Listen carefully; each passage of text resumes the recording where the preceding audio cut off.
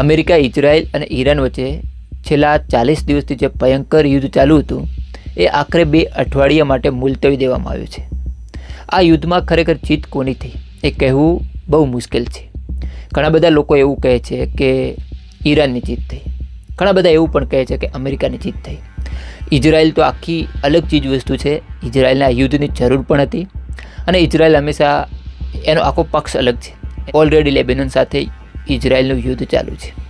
એટલે અમેરિકાની જીત થઈ કે ઈરાનની જીત થઈ એને લઈ અને મોટામાં મોટી દુવિધા છે. એ ચીજ વસ્તુ છોડો, પણ તમે એક નાનપણમાં વાર્તા સાંભળી છે, એક વાંદરો અને 2 બિલાડી હોય તેની. 2 બિલાડીને એક રોટલો મળે છે. એ રોટલો પૂરેપૂરો હોય છે, એટલે એનો ભાગ કઈ રીતે પાડો એ માટે એ રોટલો એ વાંદરાને આપે છે. વાંદરો ત્રાજવું લાવે છે અને બંને ત્રાજવામાં અડધો રોટલો મૂકે છે. જે ત્રાજવામાં વધારે રોટલો હોય એમાંથી થોડો કટકો કરી અને ખાઈ જાય છે. એમ કરતાં કરતાં આખો રોટલો પૂરો થઈ જાય છે. સેમ પોઝિશન આવી થઈ છે અમેરિકા અને ઈરાનની. આની વચ્ચે કામ કરી ગયું છે ચીન અને રશિયા. આમાં બીજી એક ચીજ વસ્તુ છે કે અમેરિકાએ સીઝ ફાયર સ્વીકારી લીધું.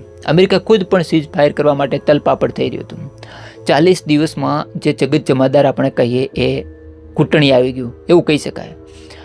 તો એક બાજુ આપણે એવું માનીએ છીએ અને આખું જગત એવું કહે કે ભાઈ નાનકડું યુક્રેન છે છતાં પણ રશિયાને પાણી પર આવે છે. એ રિયાલિટી કંઈક અલગ છે. કેમ કે ઈરાનની સામે ઇઝરાયલ અને અમેરિકા બંને ખૂંખાર દેશ હોવા છતાં પણ 40 દિવસમાં જો અમેરિકા ઘૂંટણી પડી જતું હોય તો પહેલું રશિયા 5 વર્ષથી યુક્રેન સામે યુદ્ધ લડી રહ્યું છે. ઓનલી યુક્રેન નથી, યુક્રેનની સાથે નાટોના 31 કન્ટ્રીઝ પણ જોડાયેલા છે. એમાં અમેરિકા પણ આવી ગયું, ઇંગ્લેન્ડ, ફ્રાન્સ, જર્મની આ બધા એની સાથે છે. છતાં પણ રશિયા ચૂકતું નથી. એટલે હું એવું માનું છું કે મહાસત્તા કે સુપર પાવર અત્યારે જગતમાં કોઈ હોય તો એ અમેરિકા નહીં પણ રશિયા છે. બીજી વાત એ છે કે આજે યુદ્ધ છે તેમાં સૌથી મોટામાં મોટો જો કોઈ લાભ ઉઠાવ્યો હોય તો એ ચીને ઉઠાવ્યો છે. કેમ કે ચીને હોર્મુઝની ખાડીમાંથી પોતાના જહાજ પણ પસાર કર્યા છે. ઈરાન પાસેથી સસ્તા ભાવે ક્રૂડ ઓઇલ પણ ખરીદ્યું છે અને જે વિનિમય ડોલરમાં થતો હતો એની જગ્યાએ ચીનની જે કરન્સી છે યુઆન એમાં એ વ્યવહાર કર્યો છે. એટલે ડોલરની જે મતલબ એક શાખ હતી એને પણ ઘણું બધું નુકસાન ચીને પહોંચાડ્યું છે. એટલે અહીંયા પણ અમેરિકાની હાર જોવા મળે છે. એટલે 2 ચીજ વસ્તુમાં એકમાં રશિયા જીતતું દેખાય છે, બીજામાં ચીન જીતતું દેખાય છે.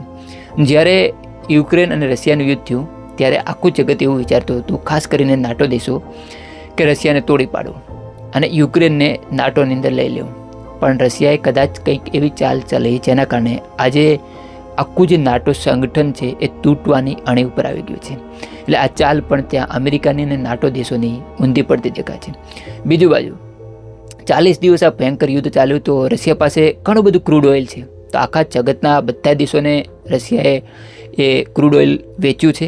ભારતે પણ ખરીદ્યું છે. ભારત તો આમે રશિયા પાસેથી ખરીદે છે. એના કારણે રશિયાએ જે યુદ્ધના કારણે નુકસાન વેઠ્યું હતું એની પણ ભરપાઈ કરી લીધી. એ પાછું કેવું ક્રૂડ ઓઇલ કે વધારે ઊંચા દામે વેચેલું છે. એટલે ચીન અને રશિયા આ બંનેની જીત થયેલી જોવામાં આવે છે. આજે સીઝ ફાયર થયું તેની પાછળ પાકિસ્તાન હોય એવું કહેવામાં આવે છે, પણ હકીકતમાં પાકિસ્તાન નહીં પણ ચીનનો હાથ રહેલો હશે એવું ચોક્કસ દેખાય. બીજી વાત કરું ભારતની, તો ભારત તટસ્થ બનીને રહે એ બહુ જરૂરી છે.